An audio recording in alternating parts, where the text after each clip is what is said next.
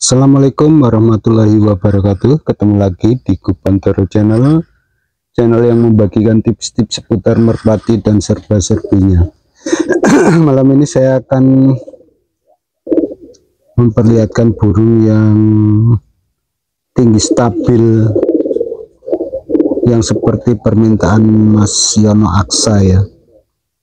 Pade tolong pegang burung yang tinggi stabil. Ini kebetulan tadinya ini yang saya harapkan jadi player, warnanya Megan. Waktu latihan dia selalu mencolok di tanah ya, kalau dilepas mencolok di sawah, di jalan, pokoknya di tanah ya, bukan di pohon. Tapi setelah dia sudah mau terbang terus, mungkin karena tenaganya sudah bagus, sudah mulai ada, kemudian meningkat sampai bagus, burung ini nggak mau nemplok walaupun dia capek sekali.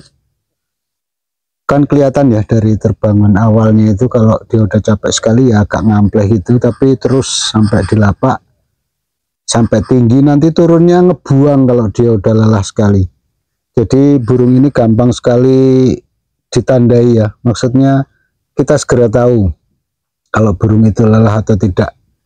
Burung ini kalau lelah, dia biasanya terbangnya agak ngikutin angin atau mencari perkampungan. Kemudian dia misalnya perkampungannya di sebelah barat dari lapak, dia ke barat dulu, nanti baru dari barat menuju lapak. Tapi kalau kondisinya fit, dia akan terbang lurus di tengah, kemudian tinggi. Walaupun lelah, dia terbangnya juga tinggi, tapi ya itu nanti kalau udah turun masuk kolong ngebuang. Tapi kalau enggak ya langsung turun sampai bawah. Ini penampakannya ya Mas Yono Aksa. Dia rambonannya Jawa Gresik, mungkin campuran, kalau lihat warnanya sih saya yakin dia ada campuran posnya tapi sedikit, karena di badannya dia Jawa, di tulangannya juga tebal halus. Kemudian untuk perainannya ya, apa ya, mukanya muka Jawa Gresik ini. Kepalanya bulat. Ini kalau enggak dalam kondisi, ini kan mabung ya, kalau dalam kondisi normal dia bulat ini kepalanya. Nah ini kan ada yang banyak yang hilang ya bulunya. Itu paruhnya lancip, tipis lancip ya, enggak terlalu panjang untuk paruhnya. Ini burung ini stabil ya Mas, stabil tinggi ya. Dia jarang sekali mau ngikutin temennya lari gitu, walaupun nanti gandengannya lari, dia pertama ya ikut lari tapi terus naik gitu, nanti akhirnya temennya keangkat biasanya ini. Nah ini dulu waktu ngelatihnya agak susahnya itu yaitu dilepas, bukannya terbang atau mencolok di pohon, dia malah mencoloknya di tanah. Ini yang jenis jembros ini, walaupun jembrosnya enggak full, cuma sampai di perbatasan jari ini ya. Rambonannya Jawa ya Mas Yono Aksa dan juga teman-teman, itu biasanya dia stabil tinggi, dia jarang sekali mau lari dia, kecuali dulu waktu awal-awal dia agak lari sedikit, tapi begitu tenaganya udah ada dia naik. Memang rata-rata di kolongan begitu ya Mas Yono Aksa, kalau menurut pengamatan saya ya. Ketika dia masih awal-awal biasanya tetap lari, begitu tenaganya udah bagus dia agak naik. Nah, kalau udah naik tinggi baru ditoseri, diajari masuk kolong. Nah selain rambonannya Jawa, itu biasanya ya standar lah, standar burung bagus itu kan bulunya juga harus halus. Kemudian ininya ya Mas ya, salangannya ini yang lebar kuwung. Jadi antara apa, sambungan ini sampai di sini itu lebar. terus kuwung mas.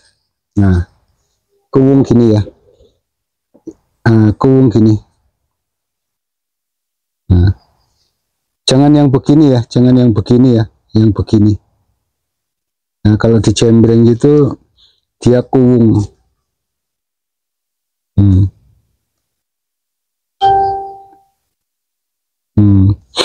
Terus cari ujung ini yang bulat ya mas ya, ujung ininya yang bulat, kemudian lar 3 apa kok lar 3 lar 1 2 3 dari pinggir ini cari yang sejajar mas, jangan milih yang paling pinggir ini lebih panjang, itu jangan. Cari yang sejajar, yang sama panjangnya, atau yang paling ujung ini agak memendek sedikit. Itu biasanya dia stabil tinggi. Terus badannya juga yang bulat lah. Itu standar burung bagus kan bulat juga ya. Ototnya bagus, ototnya ini juga bagus ya. Bulunya tebal juga, itu mendukung dia stabil tinggi. Tapi burung-burung stabil itu biasanya yang paling menonjol saya lihat itu salangannya ini kuwung ya mas ya, bukan begini atau bukan lurus begini, tapi kuwung begini. Nah dia kuwung begitu. Nah kuwung ya, terus didukung lagi kerapatan ininya, kerapatan apa larnya itu menentukan juga, memperingan tubuh, memperingan tenaga yang dikeluarkan itu semakin sedikit, tapi dia naik gitu loh kalau ininya rapat, kalau larnya rapat.